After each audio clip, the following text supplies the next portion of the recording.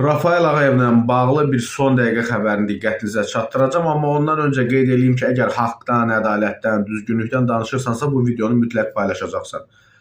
Deməli, Azərbaycanda ilin idman yekunlarına dair həsr olunmuş tədbirdə iştirak eləməyən Rafael Ağayevlə bağlı Dünya Karate Federasiyası biraz öncə paylaşım eləyib. Belə demək mümkünsə elə bizi utandırıblar və həmin o paylaşımda Rafael Ağayevin karyerası ərzində qazandığı nailiyyətlər qeyd olunub. 5 dəfə dünya, 11 dəfə Avropa çempionu. Hələ burada o olimpiya finalını filanı demirəm.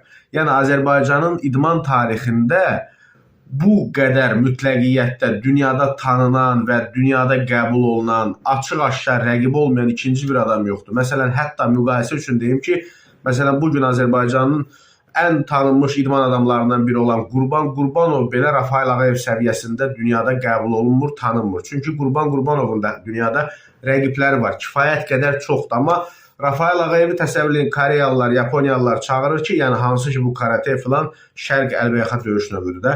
Gəl bizə bu idmanın sirlərini öyrət. Və biz belə bir adamı qoyuruq kənara. O tədbirə kimlər çağırılıb, kimlər çağırılmayıb, burası başqa məsələdir. Amma o tədbiri təşkil edən, o tədbirin siyahısını yazan, pozan adamlara buradan müraciət edirəm.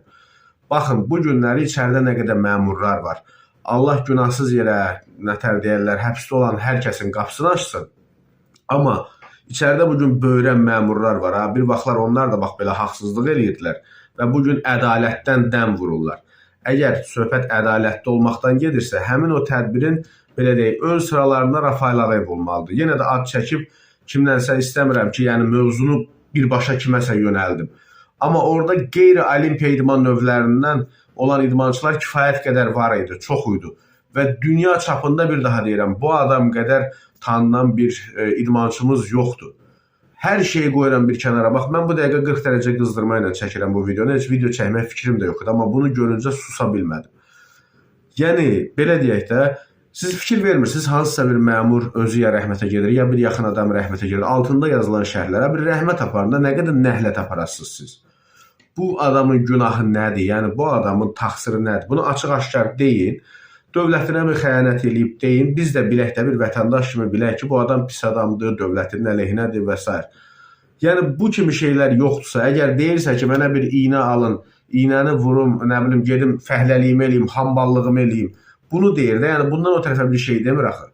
Yəni başqa sahələrdə olan haqsızlıqlar da hələ o ayrı mövzudur. Amma burada yəni bu adamın o tədbirə dəvət almamaq səbəbi nədir? Nə vaxta qədər bu haqsızlıq, nə bilim, hüquqsuzluq öz başınalıq eləyəcəksiniz? Nə vaxta qədər də yəni?